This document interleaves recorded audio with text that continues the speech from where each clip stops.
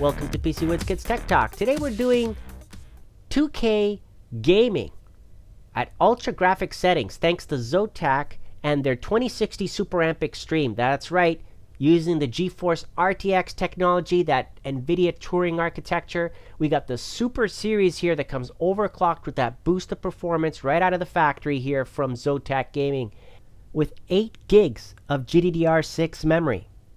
Ultra fast stuff. And, well, what can I say?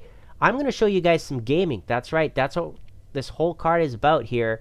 Look at those 3 fans, though. I mean, obviously you want some serious cooling, but look at the size. It's a beast. So make sure that if you have a case ready to go, that it can fit it nicely. You want to make sure that, you have lots of airflow going through it. But if you want a smaller version, I mean, they do have the Super Mini. They have the regular Super Amp.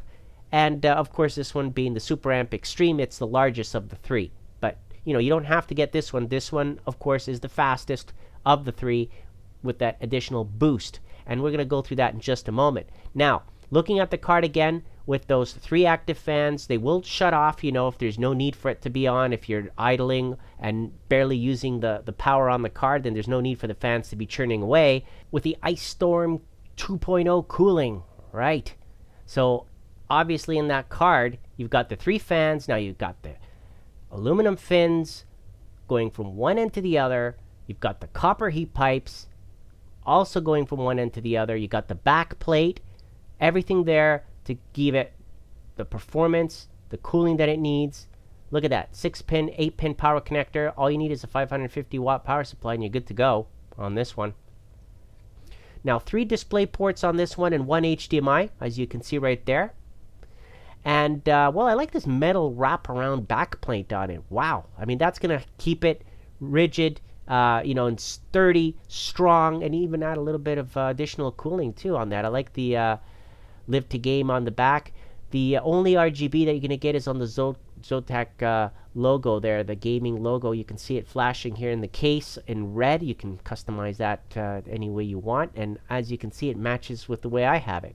So here are the specs. I know you want to see that, okay? So here are the specs of the GPU, the TU106, as you can see here, of the RTX 2060 Super with 2176 shaders, yes, using DirectX 12. And you can see there the GDDR6 memory. We've got 8 gigs of this stuff, okay? 8 gigs. Bandwidth is more than generous. This is obviously a higher-end mid-range card. And you can see also I'm using the latest drivers here with the GPU clock, memory clock, and the boost clock as shown there on the screen. You can pause it at any time if I'm going a little bit too quick. I just want to quickly get into the gaming because that's what this is all about. I want to show you guys how smooth this card performs on this machine. No bottlenecks going on here with the way I've got this set up. And yeah, I'm going to run everything at 2K. Sure, you can run things at 1080p if that's what you want, but why waste the power on this puppy? Let's use the maximum that it can provide and run all these games on the highest settings at 2K resolution. Okay, so I got a whole bunch of games here lined up. We're going to choose a few of them because we don't have time to play every single game, but let's start off with Tom Clancy's Ghost Recon Breakpoint. That's right. So running it here at 2K ultra settings, as you can see, very smooth. Okay, there's not a hiccup, there's not a stutter. We're getting great smooth results on ultra here, as you can see, and no complaints from me. I mean, I'm not an expert on this game, to be honest, but it wasn't difficult to get used to it because everything is so smooth, right?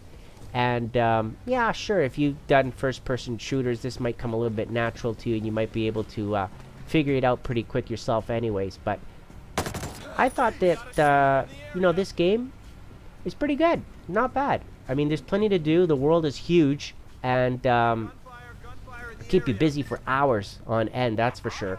But you can see there's physics going on.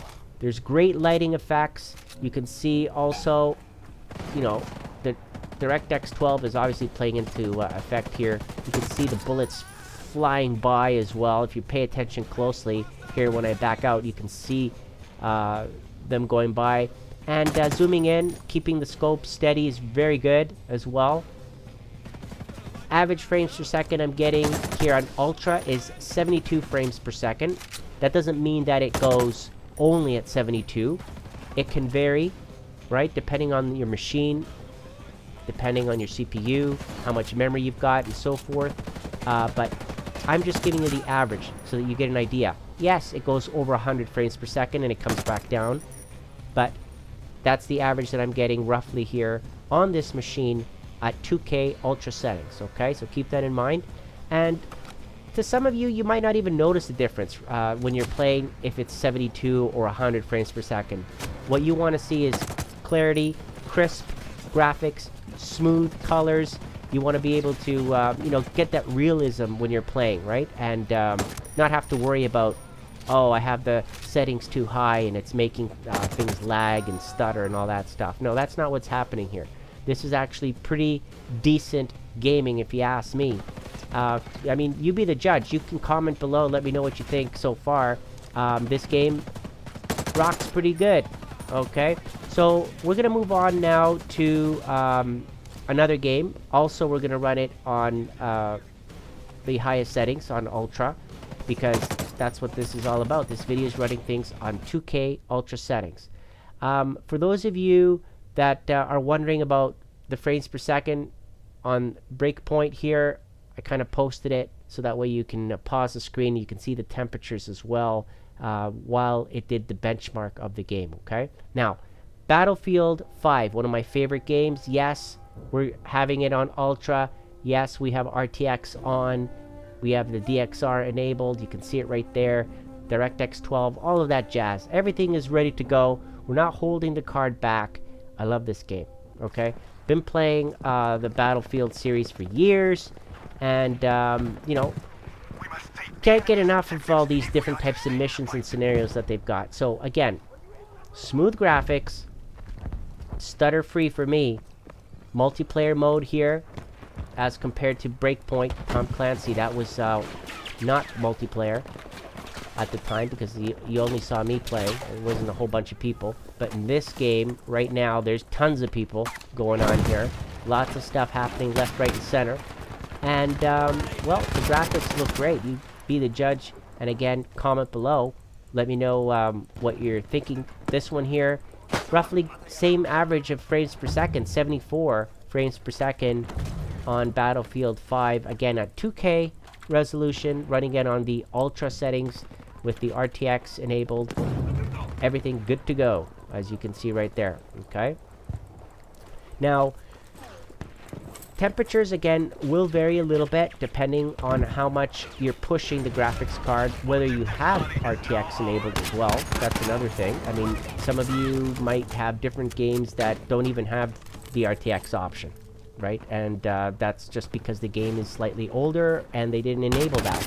So if that's the case, then most likely you're going to get higher frames per second on that, right? Because it doesn't have the RTX and additional requirements on the GPU, right, to push it even further. But this one here looks beautiful, and definitely, you know, one of my favorite games of 2019, and I'm going to continue using this for benchmarking because it really does push the GPU to its limits, okay? So I remember the Crisis games used to do that as well, used to really put the GPUs to its limits. And I find that Battlefield 5, with all of these settings enabled, does the same thing. Okay, it does a pretty good job on pushing it. So that's why I wanted to show it to you as well, so you can see that for yourself. And again, I'm not trying to sugarcoat this and make it sound better than it is, but you be the judge again, right?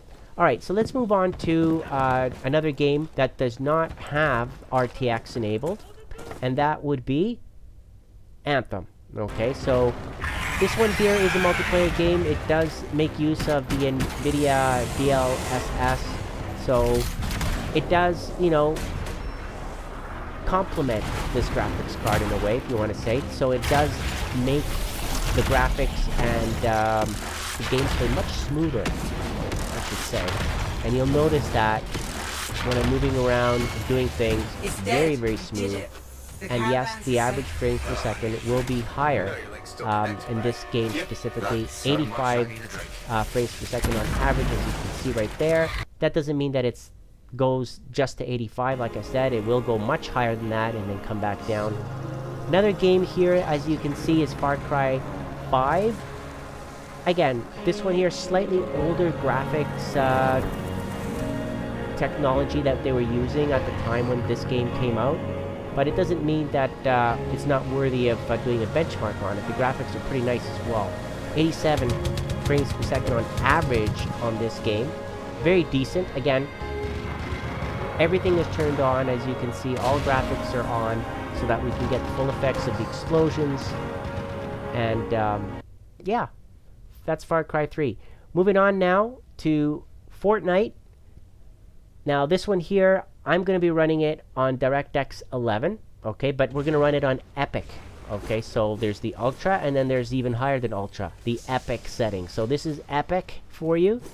And yes, that is me playing. I am playing Fortnite, and I might say that I'm pretty good at it. So here we are in Fortnite, showing you how smooth it is, obviously with DirectX 11. But I'm really surprised that this game really does put a lot of stress on graphic cards in general. I've noticed that on many PCs that I've been using Fortnite on. It really does make the graphics card run very, very high utilization. So I'm very surprised on this one. But you know, it's again using older graphics technology, DirectX 11. They do have the DirectX 12 in development for this game, but obviously they're not caring too much about how much it's using your PC at this point. But as you can see, super smooth results, average frames per second 91.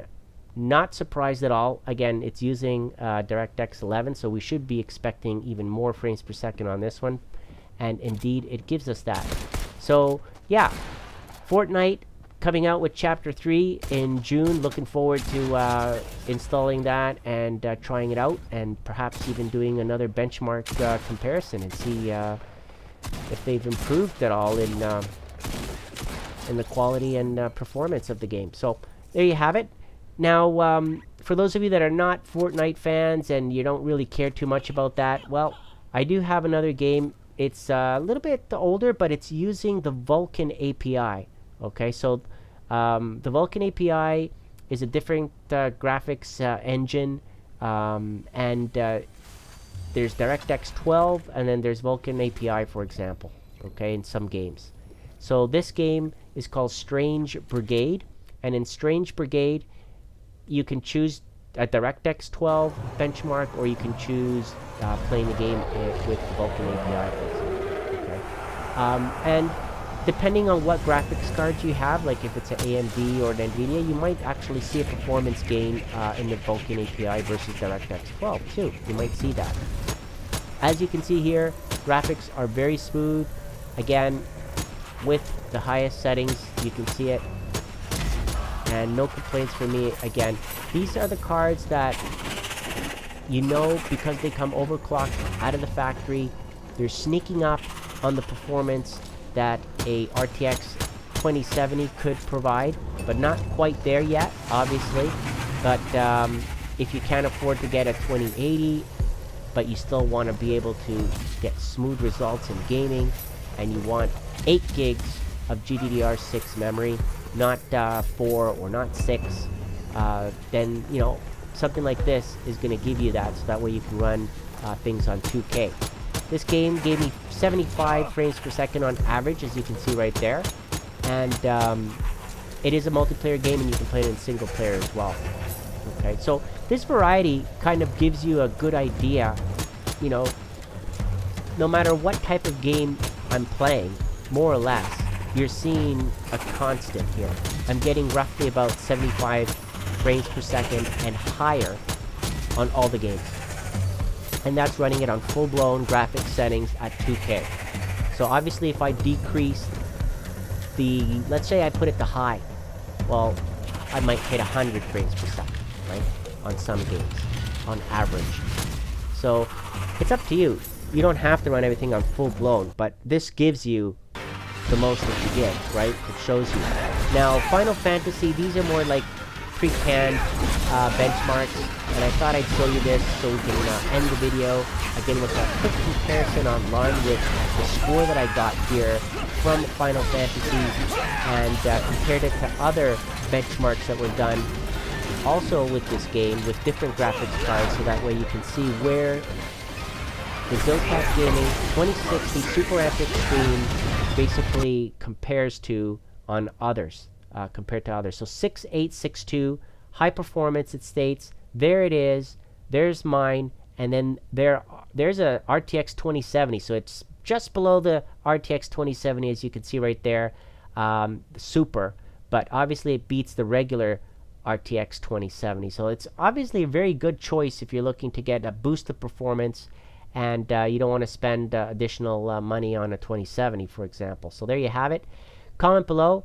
Let me know what you think about this puppy running at 2K gaming. Solid, great card. Definitely recommended it, and I'd like to thank Zotac for providing it. I'll add the latest pricing in the description below, and thank you for watching. Stay safe.